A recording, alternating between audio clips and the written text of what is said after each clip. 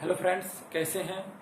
तो चलिए अभी हम लोग समष्टि अर्थशास्त्र के परिचय के बारे में पढ़ेंगे, जिसको इंग्लिश में मैक्रो इकोनॉमिक्स कहते हैं। तो क्लास 12 के इकोनॉमिक्स के दो भाग होते हैं। एक भाग का नाम है व्यष्टि अर्थशास्त्र यानी माइक्रो इकोनॉमिक्स, और एक भाग का नाम है समष्टि अर्थशास्त्र यानी मैक्रो इकोनॉमिक्स। व्यष्टि मतलब होता है सूक्ष्म, छोटा, और समष्टि मतलब होता है व्यापक, बड़ा।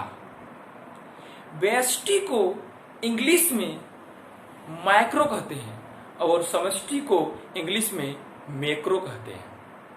ये माइक्रो और मैक्रो दोनों ही ग्रीक शब्द है, ग्रीक भाषा के शब्द है। माइक्रो मतलब होता है सूक्ष्म, यानी वैसा अर्थशास्त्र जिसमें आर्थिक क्रियाओं का व्यक्तिगत रूप में अध्ययन किया जाता है, उसे व्यष्टि अर्थशास्त्र कहते हैं, यानी माइक्रो इकोनॉमिक्स। और समष्टि अर्थशास्त्र मैक्रो इकोनॉमिक्स क्या है?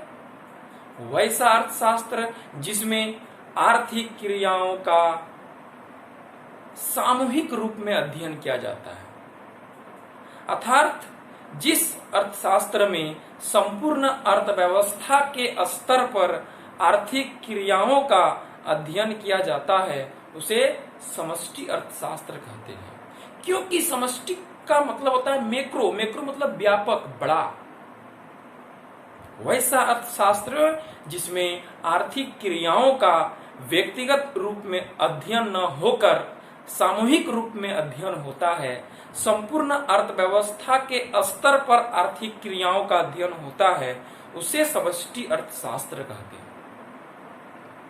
प्रोफेसर बोल्डिंग नाम के अर्थशास्त्री कहते हैं कि समष्टि अर्थशास्त्र में आर्थिक क्रियाओं का व्यक्तिगत रूप में अध्ययन न होकर संपूर्ण अर्थव्यवस्था का अध्ययन होता है, यानी आर्थिक क्रियाओं के समूह का अध्ययन होता है।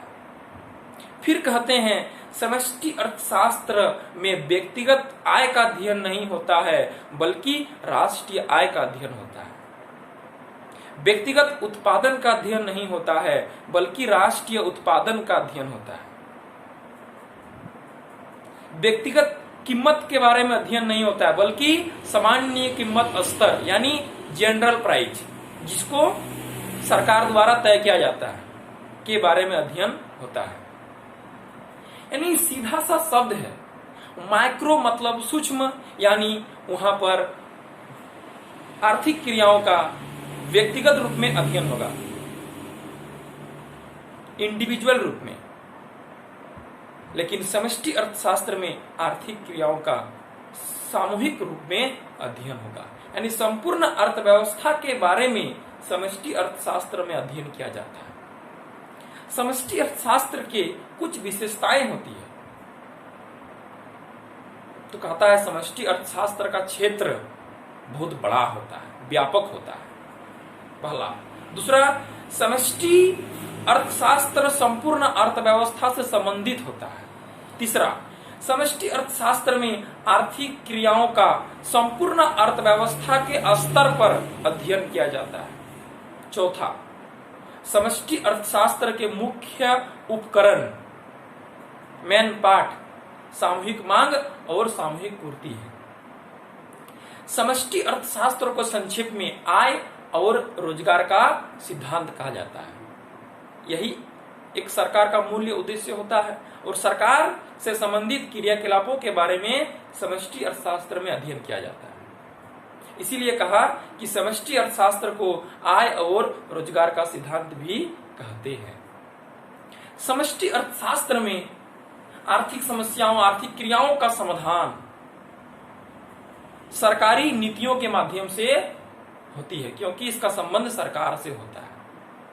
ठीक है, यानी अतः हम कह सकते हैं कि व्यष्टि अर्थशास्त्र आर्थिक क्रियाओं का व्यक्तिगत अध्ययन है और समष्टि अर्थशास्त्र आर्थिक क्रियाओं का व्यापक रूप में अध्ययन करता है। ठीक है, मिलते हैं आने वाला वीडियो में।